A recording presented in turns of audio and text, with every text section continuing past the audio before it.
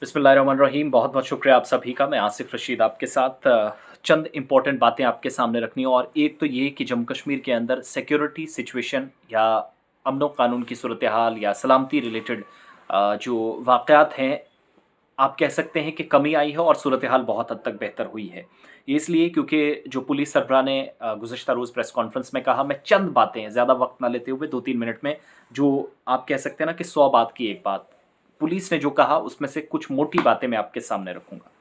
इस साल क्या-क्या हुआ है जम्मू कश्मीर के अंदर और कैसे बहुत सारे लोगों के अब जो सोशल मीडिया हैंडल्स हैं, उन पर भी बहुत सख्ती से नज़र रखी जा रही है। कुल मिलाकर साल 2023 में 154 लोग गिरफ्तार हुए, जो मिलिटेंसी से जुड़े हुए थे या वाक़यात जितने भी हुए उनमें कोई ना कोई हाथ था या मिलिटेंसी को फ़रोग़ देने की कोशिश कर रहे थे। 2 मुख्तलिफ़ तंज़ीमें, 2 सेपरेटिस्ट ऑर्गनाइज़ेशन, जिनमें एक पीएएफएफ है जिसको बैन किया गया। जब भी कहीं हमला होता था, कहीं राजौरी, पुंछ में, कश्मीर में, तो फट से वीडियो चढ़ा दी जाती थी या ये लोग रिस्पॉन्सिबिलिटी क्लेम करते थे, व्हिच इज़ आई थिंक एक तो शायद चाइना या पाकिस्तान में पीओके में बैठकर कहीं ऑपरेट कर रहे हैं, एक वो। इसके अलावा दूसरी तंजीम मसरतुल इस्लाम वाली, जो आपको याद होगा 2-3 दिन पहले एक फैसला लिया गया वजारत दाखिला ने और फीडबैक जम्मू कश्मीर एडमिनिस्ट्रेशन ने दिया और उसके बाद ये कार्रवाई हुई। तो ये 2 तंजीमें 2023 में बैन हुई। 113 नौजवान पिछले साल 2022 में मुख्तलिफ मिलिटेंसी की तंजीमों में जुड़ गए, सफ़ों में शामिल हुए थे। इस साल 2023 में सिर्फ 22 नौजवान हैं। हालांकि ये भी कोई अच्छी खबर नहीं है, लेकिन पिछले साल 113, इस साल 22 नौजवान मिलिटेंसी की सफ़ों में शामिल हुए। इसके अलावा शहरी हलाकतों की बात है तो 2022 में 31 लोगों की मौत हुई थी, सिविलियन किलिंग्स। इस साल ये नंबर 14 तक गए 2023 में, और इनमें सबसे खतरनाक इंसिडेंट जो है वो बफलियाज वाला आप सबको याद है, जो कस्टडी में लोग मारे गए। मिलिटेंट्स के मारे जाने की बात जहां तक है तो 76 मिलिटेंट्स मारे गए हैं इस साल, जिनमें 55 फॉरेनर्स हैं, विच मीन्स 55 के अराउंड पाकिस्तानी हैं, 19 लोकल्स हैं जो मारे जा चुके हैं। और total number of active militants जो जम्मू कश्मीर में इस वक्त बताया गया है, सरगर्म मिलिटेंट हैं, कश्मीर में 27, जम्मू में 4, कुल मिलाकर पुलिस सरबराह आर एस स्वैन के बयान के मुताबिक 2023 में 31 मिलिटेंट्स, जो अब तक के ऑल टाइम लो परसेंटेज है, सबसे कम मिलिटेंट्स हैं जो जिंदा है, एक्टिव इस वक्त है। एक बात, जहां तक यानी 31 मिलिटेंट अभी भी ऑपरेट कर रहे हैं।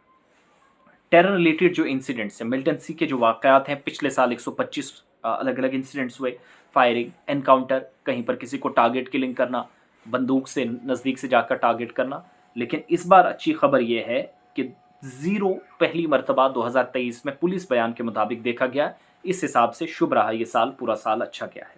साथ साथ मुकम्मल तौर पर जो डिटेल्स दी गई हैं कि हड़तालों का सिस्टम बिल्कुल नीचे चला गया, और जहां तक सिक्योरिटी फोर्सेस के जवान मारे गए, 14 पुलिस एहलकार 2022 में मारे गए थे, जिनमें अलग अलग जगहों पर ऑपरेशन हुए थे, एनकाउंटर्स हुए थे, ये सारा सिलसिला।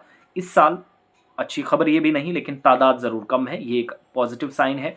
4 पुलिस के एहलकार मारे गए, 1 डीएसपी, 1 इंस्पेक्टर, 2 हेड कांस्टेबल, जो 2023 में अलग अलग जगहों पर अपनी जान गंवा बैठे। कुछ ऐसे लोग हैं जो स्टोन पेल्टिंग कुछ एक जगहों से इस बार भी नोटिस की गई, वहां पर भी कार्रवाई हुई, और ये भी कहा गया कि ऑर्गेनाइज्ड स्टोन पेल्टिंग या किसी के कहने पर जो की गई उस पर भी काबू पाया गया।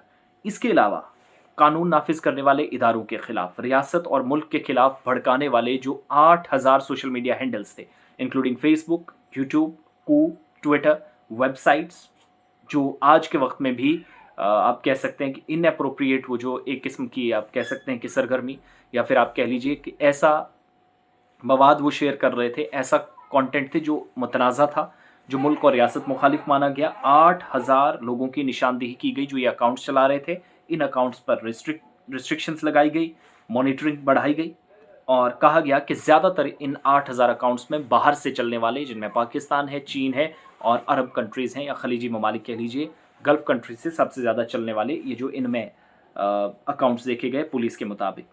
और एक चीज़ मानी गई कि ये जितने भी लोग अलग अलग जगहों पर हैं, लीगल एक्शन सबके खिलाफ होगा और कार्रवाई चल रही है। जिन लोगों को कस्टडी में लाना होगा उनको लाया जाएगा, जो मुल्क के अंदर हैं और बाहर हैं, प्रोपेगेंडा किसी भी तरीके से कर रहे हैं, उनको कानून के कटघरे में लाया जाएगा।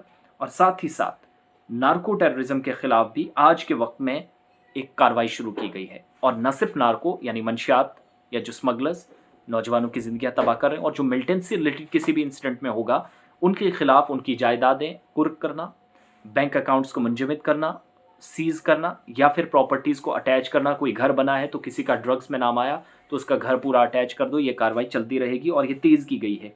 इस साल 10 अरब 90 करोड़ रुपए पकड़े गए हैं पुलिस के मुताबिक 2023 में।